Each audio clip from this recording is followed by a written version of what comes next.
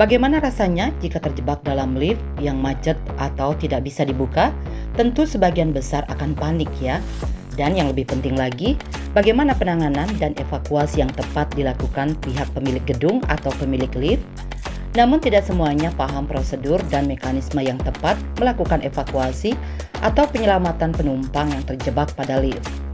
Untuk itulah praktisi keselamatan dan kesehatan kerja K3 I Ketut Suteja Kumara turun gunung membagikan ilmunya kepada personel BPBD, Badan Penanggulangan Bencana Daerah Kota Denpasar, dalam pelatihan yang digelar atas kerjasama dengan PT Mitra LSK Raya.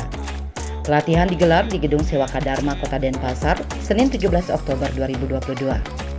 Menurut Suteja Kumara, yang juga anggota DPRD Kota Denpasar ini, jika safety building diterapkan dengan baik oleh pengelola gedung atau pemilik lift, maka tidak harus sampai memanggil BPBD ataupun membongkar lift.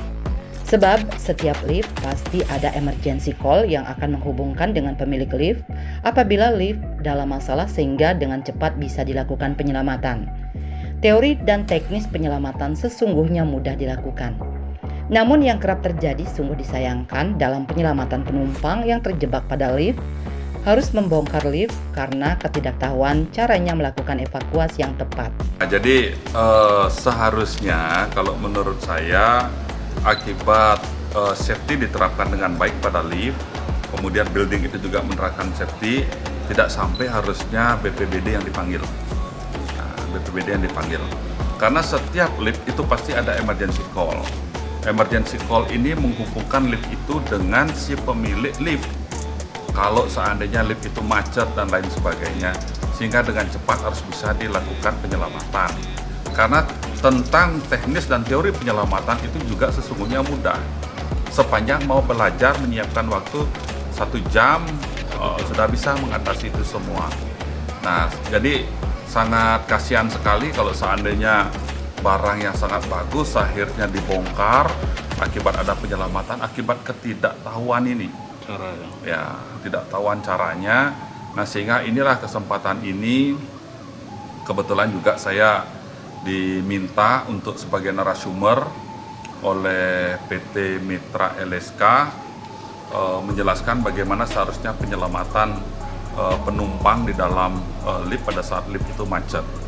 Nah, sehingga sekaligus kita akan arahkan pada sisi prakteknya, sehingga tidak lagi nantinya ada kekeliruan, ada kesalahan di dalam sistem pertolongan evakuasi itu. Nah, saya yakini sekarang syukurnya kita bisa memberikan berbagi pengetahuan ini dengan BPBD, karena tanggapan masyarakat bahwa BPBD tentu diberikan kesempatan untuk bisa membantu ini semua. Suteja Kumara menambahkan setiap pemilik lift harus menerapkan safety building karena di sana ada K3 atau keselamatan dan kesehatan kerja sesuai amanat Undang-Undang Nomor 1 Tahun 1970.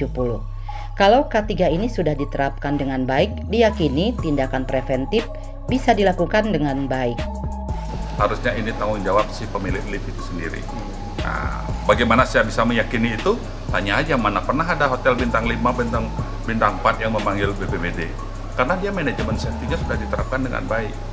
Nah, sekarang pertanyaannya, kita ini yang punya lift sudah belum menerapkan manajemen safety building kita? Gitu.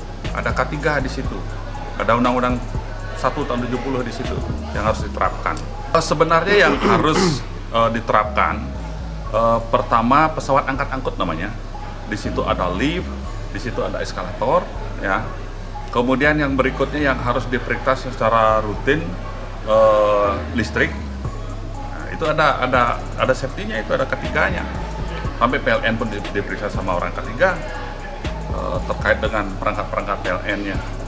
Nah, kemudian di situ ada penangkal petir. Penangkal petir itu yang benar yang bagaimana gitu.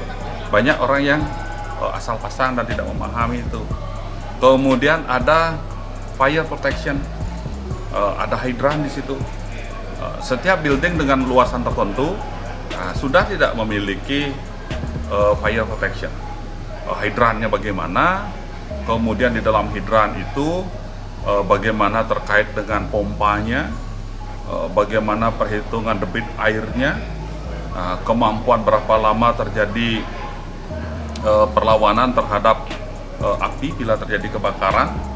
Kemudian ada sprinkler, bagaimana fungsi kerjanya, sampai fire alarmnya. Sampai fire alarmnya bila terjadi kebakaran, bagaimana fire alarm bekerja pada building itu. Ini ada peraturannya semua tentang K3-nya. Kalau ini diterapkan dengan baik, semuanya bisa menerapkan dengan baik, saya yakin tindakan-tindakan awal, tindakan-tindakan preventif ini bisa dilakukan dengan baik. Suteja Kumara yang juga Ketua Fraksi PDI Perjuangan DPRD Kota Denpasar ini juga menerangkan apa yang harus dilakukan pada saat orang terjebak di dalam lift. Yakni yang pertama harus dilakukan adalah menekan tombol emergency call yang ada di dalam lift. Sesuai peraturan yang ada bahwa emergency call itu harus terhubung dengan pemilik lift 1 kali 24 jam dan 7 kali 7 hari alias harus terhubung setiap saat dan sepanjang waktu. Artinya tidak boleh ada yang tidak memberikan penanganan yang cepat apabila terjadi kemacetan dan orang terjebak di dalam lift. Kalau seandainya lift itu macet, kita berada dalam lift, langkah pertama kita harus tenang. Tenang. Langkah kedua, tekan emergency call. Komunikasi dengan pihak luar. Astungkara ada. Dan memang seharusnya ada. Saya berbicara hal yang terburuk bila tidak ada yang menyauti pada emergency call. Pergunakan HP mulai. Pergunakan HP. Pada saat pergunakan HP, astungkara ada sinyal, ada yang bisa dikontak bahwa menjelaskan begini atau dengan message dan lain sebagainya. Kalau HP tidak bisa pergunakan angka yang spesial itu. Nah, seperti 911, kalau seandainya BPBD berapa angkanya, itu biasanya tembus Pak. Tembus ke satelit gitu. Kalau angka-angka spesial itu 110 apa itu gitu. Suteja Kumara lantas menyarankan kepada pemilik lift agar menerapkan aturan K3 atau keselamatan dan kesehatan kerja karena di situ sudah jelas aturannya. Apa yang harus dilakukan? Selain itu, setiap tahun lift harus diinspeksi apa masih berfungsi liftnya sehingga tidak menimbulkan kecelakaan. Saran saya adalah tolong terapkan inspeksinya itu yang nantinya betul-betul memperhatikan kesehatan, keselamatan dan kesehatan kerja K3 itu. Karena di situ sudah jelas sekali tata aturannya apa yang harus dilakukan. Dalam setiap tahun sekali lift itu harusnya diinspeksi. Betul enggak sudah berfungsi safety-nya sehingga tidak menimbulkan kecelakaan, menimbulkan korban di situ. Jadi bila terjadi masalah akibat kelalaian tidak menerapkan K3 itu ada sanksi pidana. Apabila terjadi masalah akibat kelalaian tidak menerapkan K3, akan ada sanksi yang bisa dikenakan kepada pemilik lift. Bali 1 mengabarkan.